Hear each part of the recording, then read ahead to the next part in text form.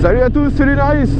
Aujourd'hui, le test de la Harley Davidson XR 1200X de 2010. Allez, c'est parti!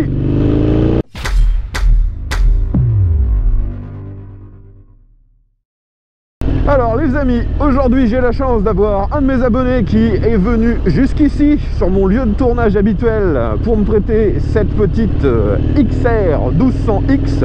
Et oui, je dis bien petite parce que dans la gamme Harley Davidson de l'époque, c'était une des motos les plus petites. Harley Davidson sont connus pour leurs machines assez imposantes et très lourdes. Là on est sur une machine qui est un dérivé de la gamme Sportster, donc les plus petites motos proposées par Harley. On est donc sur la XR 1200 dans sa version X. Alors déjà, la XR 1200. Il s'agit d'une moto qui avait été développée spécialement pour l'Europe par Harley Davidson.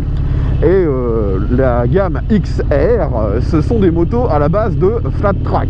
Donc une espèce de compétition sur la terre aux États-Unis. Et d'ailleurs, Harley Davidson, je crois que ce sont eux qui ont le plus grand nombre de titres dans cette discipline, avec la XR 750, qui est donc une machine réservée à cet usage, pas du tout homologuée route. Ils en ont fait donc une version beaucoup plus routière, plus civilisée, avec cette 1200. Pour ça, ils ont repris la base technique des Sportster 1200. Donc un moteur bien sûr toujours en V, un moteur à refroidissement par air, culbuté, 2 soupapes par cylindre. Sauf que ils ont essayé de donner un peu plus de pêche à ce moteur. Pour ça, ils ont pioché dans le catalogue des pièces de la marque Buell, qui était donc une filiale de Harley Davidson à l'époque. Et donc ils ont transformé le Sportster en flat tracker un peu plus routier. Donc ce moteur à refroidissement par air est donné pour 91 chevaux. Ce qui est beaucoup mieux que le Sportster normal qui lui en fait de mémoire dans les 70. Alors la moto qu'on me prête aujourd'hui, je vous l'ai dit, c'est la version X. À l'époque, c'était la dernière en fait version proposée par Harley de cette XR. Une version un petit peu plus haut de gamme et différente au niveau de l'esthétique. Les XR 1200X étaient proposés en 2 couleurs, en noir mat ou en blanc. Aujourd'hui en fait la moto a été un peu modifiée. Vous avez toujours la couleur noire, mais le noir brillant qui était proposé quelques années auparavant sur la XR 1200 classique. Sinon la moto qu'on me prête aujourd'hui est globalement d'origine, il y a très peu d'options. On a l'échappement Remus qui remplace l'échappement à double sortie qui est sur la machine normalement.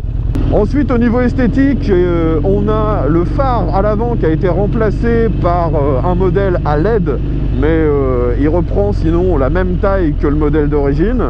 Les 2 rétros sont également d'origine, on voit ils sont en position haute, on voit plutôt bien derrière, mais c'est vrai que vu qu'ils sont juste au-dessus de nos mains, on voit quand même beaucoup nos coudes. Dernière modification technique, le guidon a été remplacé par un modèle un petit peu moins centré vers le pilote, ce qui moi, du haut de mon m70, m'oblige à me pencher un tout petit peu pour l'atteindre. Ça reste une position très très droite. D'ailleurs, quand on se met aux commandes de cette moto, c'est assez surprenant pour une Harley Davidson, parce que déjà la selle est assez haute. Moi je touche bien le sol, mais je suis très gêné par les commandes en fait qui me tapent les mollets, ce qui rend en fait l'arrêt assez difficile. Là vous voyez, je peux mettre facilement un pied à plat, mais de l'autre côté c'est beaucoup plus difficile. Heureusement la selle est assez fine, elle est bien creusée au niveau de l'entrejambe et on peut facilement serrer le réservoir. Par contre, ce qui choque le plus, c'est la position des commandes au pied. Elles sont assez vers l'arrière en fait. On a une position presque de roadster sportif, ce qui est vraiment inhabituel sur une Harley Davidson. On a plutôt tendance à chercher les repose-pieds vers l'avant. Bon, on reconnaît tout de suite le comportement moteur d'une Harley Davidson. Ça tremble, ça vibre, c'est vivant tout simplement. C'est un moteur longue course. L'échappement Remus fait une jolie sonorité quand on commence à monter un peu dans les tours.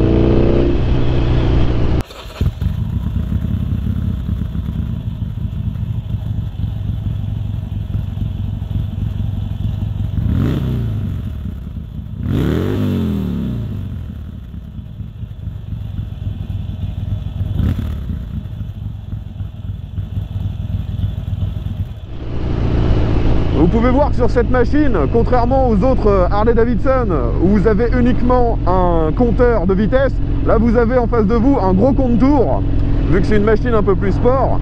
Et à côté ils ont mis un bloc pour vous dire votre vitesse. C'est ridiculement petit et ça fait vraiment assez moche en fait, c'est dommage. Ils auraient dû mettre un bloc à double compteur à aiguille et ça aurait été bien plus joli.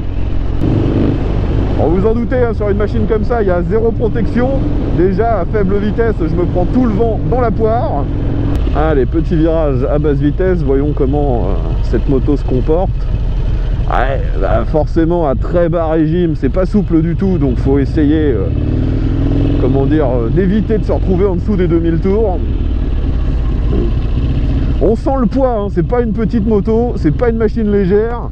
On n'est pas du tout sur une sensation de roadster, on va dire japonais ou européen comme Ducati. Là, la machine, elle fait 260 kg tout plein fait pour 91 chevaux. C'est pas délirant. On reconnaît quand même là la grosse ferraille américaine. Bon les amis, comme d'habitude, on va utiliser cette route afin de faire un petit 0 à 100. Donc je viens de vous le dire, 260 kg, 91 chevaux pour ce moteur bicylindre de 1200 cm3. Il n'y a pas d'ABS, il n'y a pas d'aide électronique. La moto est juste avec un stage 1 afin de la fiabiliser et faire qu'elle refroidisse un petit peu mieux. Mais normalement, ça augmente quasiment pas ses performances. Allez, on est parti. Let's go!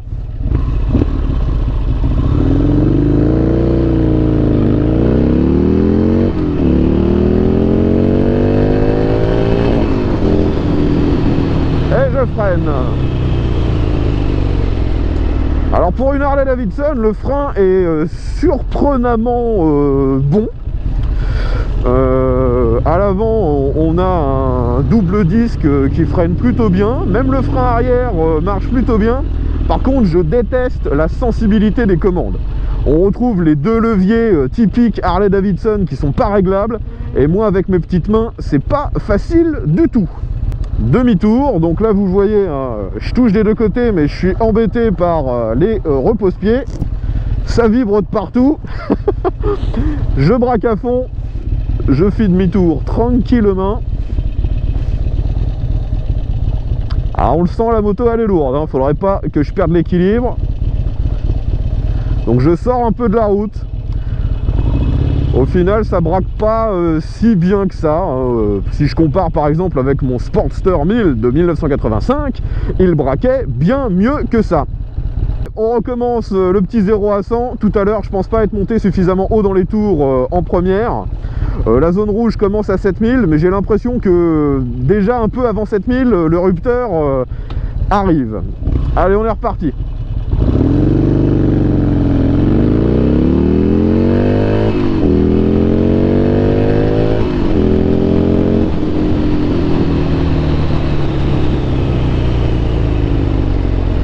Ouais, comme je vous le dis, hein, le freinage a l'air d'être bien plus performant que sur un Sportster de base. Mais alors la sensibilité, j'aime pas du tout. Moi, je suis obligé d'attraper le frein uniquement du bout des doigts. Les leviers sont très très larges, très très gros. J'ai un peu de mal à les utiliser. J'en bafouille tellement la moto vibre. Bon, aujourd'hui, on a la chance d'avoir le beau temps, mais malheureusement, les routes sont quand même encore recouvertes un peu de saloperies. Il y a un peu du gravier et de la terre. Faut que je reste méfiant.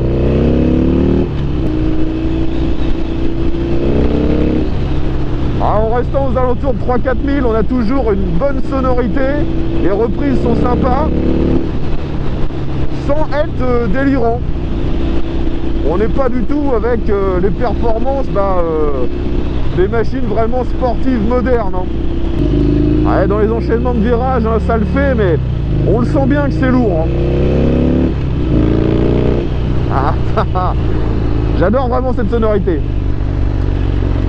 Alors parlons un petit peu de tout ce qui est commodo. On retrouve l'exacte même chose que sur la plupart des Harley Davidson, avec les fameux clignotants un de chaque côté.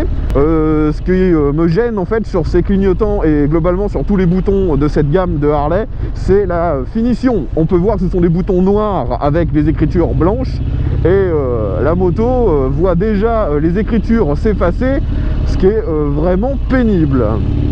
Le compteur, je vous en ai déjà parlé, hein, on n'a quasiment aucune info dessus, à part le contour. On a une petite horloge dans l'écran à cristaux liquides, et on peut faire défiler avec un bouton qui est derrière les tripes et le kilométrage complet de la moto, mais c'est pas du tout accessible et vous êtes obligé de lâcher le guidon. Donc ça, c'est comme sur un Sportster, c'est pourri en fait, hein, il faut le dire, hein, c'est vraiment pas ergonomique du tout. La machine est très très agréable en ville, hein. Elle fait pas trop de bruit, elle vibre bien, moi j'aime beaucoup. Bon, par contre, hein, ça manque clairement de souplesse. On sent que le moteur il a été fait pour avoir un peu plus de patate à haut régime. Par contre à bas régime, je le trouve un peu moins agréable qu'un moteur de Sportster. La boîte de vitesse est comme d'habitude un petit peu lente, mais c'est pas si gênant que ça en fait en roulant normalement. C'est sûr que par contre si vous voulez l'emmener à des rythmes très élevés, vous risquez d'être déçu. Allez, petite accélération.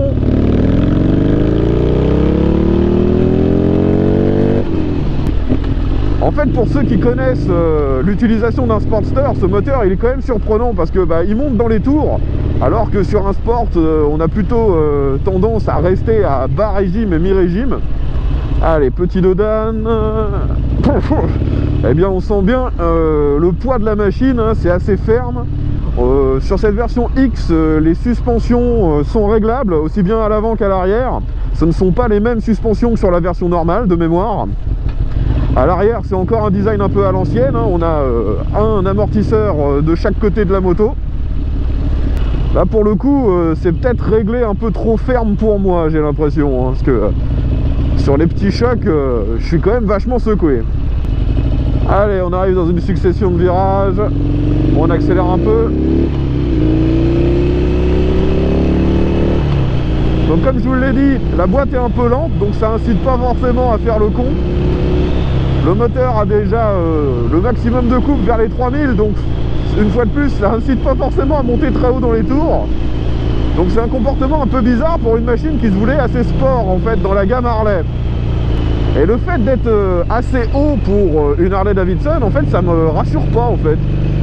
Si je compare avec la Buell SB9 SX que j'avais testé, qui était un peu dans le même genre avec un moteur de Harley aussi, et je la trouvais bien plus, comment dire, facile à prendre en main, plus rassurante. Celle-ci, elle fait plus massive. On a vraiment l'impression en fait d'une moto qui a été modifiée et qui est plus vraiment dans sa zone de confort pour lequel elle aurait été conçue de base. Je m'imagine pas en fait essayer de faire vraiment le con avec cette moto. Je pense que ça me pardonnerait pas, que j'aurais du mal à gérer son poids. Ah là, puis cette boîte de vitesse, si vous comparez avec une japonaise ou avec une Ducat, la boîte, on a l'impression qu'elle a 30 ans de retard, quoi.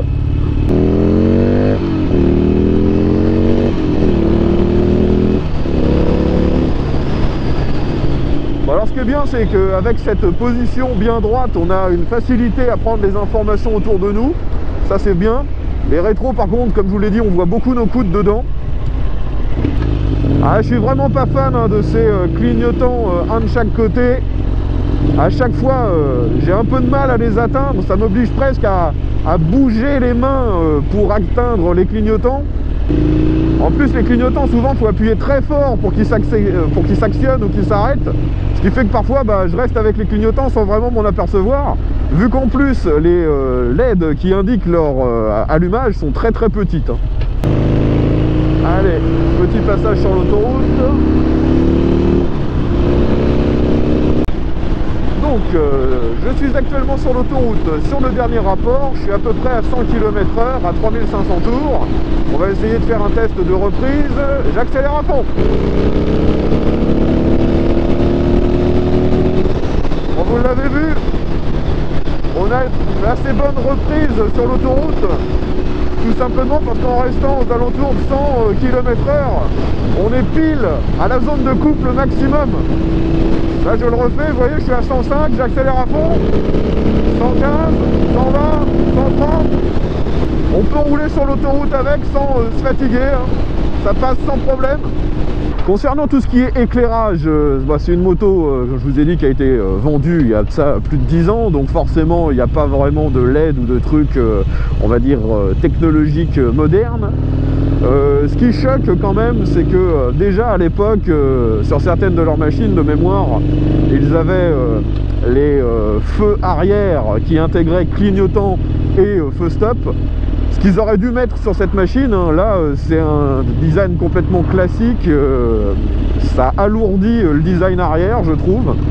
Et à l'avant, je vous l'ai dit, c'est un tout petit phare qui a été remplacé au niveau de son optique par des LED afin d'éclairer un petit peu plus fort. C'est une modif qui se fait très souvent sur toute la gamme Harley-Davidson. Bon, comme je vous disais, hein, la moto, je la trouve pas forcément super facile à mettre sur l'angle. Les tailles de pneus sont parfaitement standards, hein. On a du 120 à l'avant, 180 à l'arrière. Et bien sûr, c'est du 17 pouces. Hein. Bon les amis, je pense qu'on a fait le tour concernant ces aspects dynamiques. Maintenant, on va parler un peu des autres aspects de la moto. Tout d'abord, les aspects pratiques. Et là, ça va être vite torché parce que les aspects pratiques sont quasi inexistants sur cette XR 1200.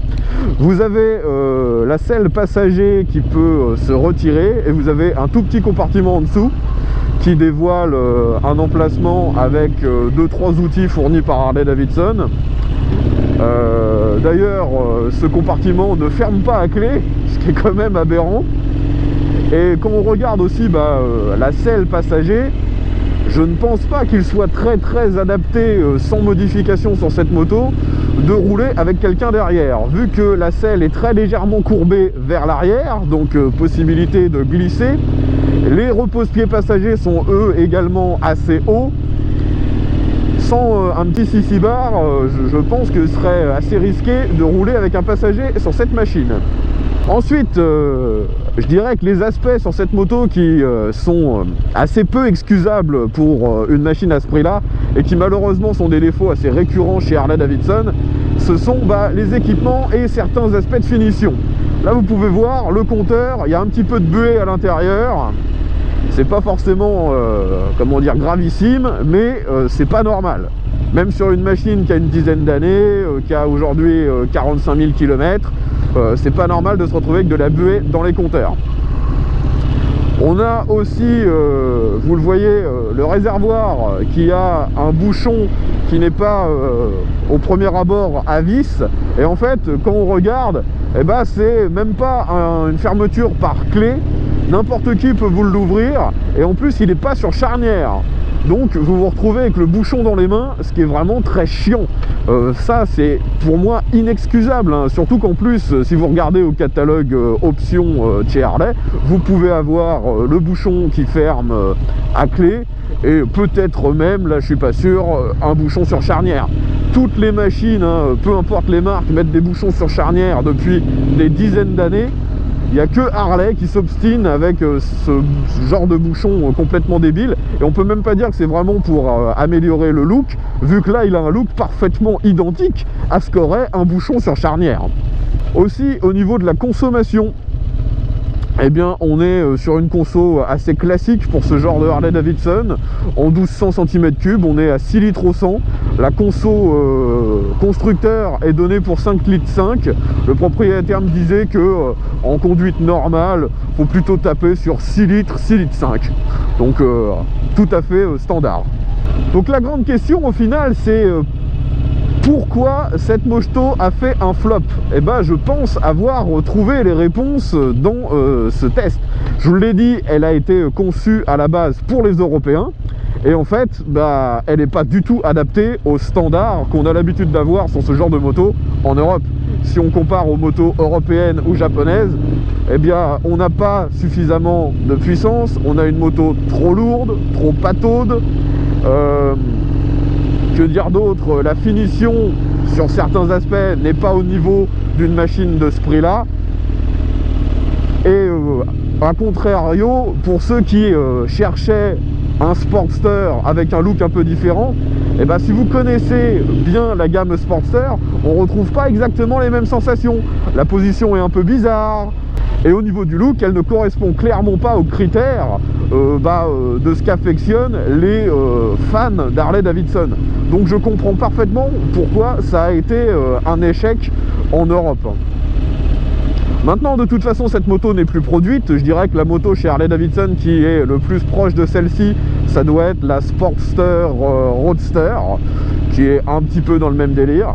Et dans la concurrence, vous avez maintenant la Indian FTR, qui est clairement une machine très très proche de celle-ci, mais plus moderne, plus de puissance, ce genre de truc, quoi. Donc au global, bah, c'est plutôt une bonne machine, parce que comme je vous l'ai dit, le freinage est plutôt bon, les sensations moteurs ça va, on a la bonne sonorité d'une Harley-Davidson, la moto, bah, au niveau du look, c'est discutable, hein. Moi j'aurais préféré qu'elle soit beaucoup plus fine comme les vrais XR 750. Moi je la trouve un peu grosse, mais sinon elle n'est pas déplaisante.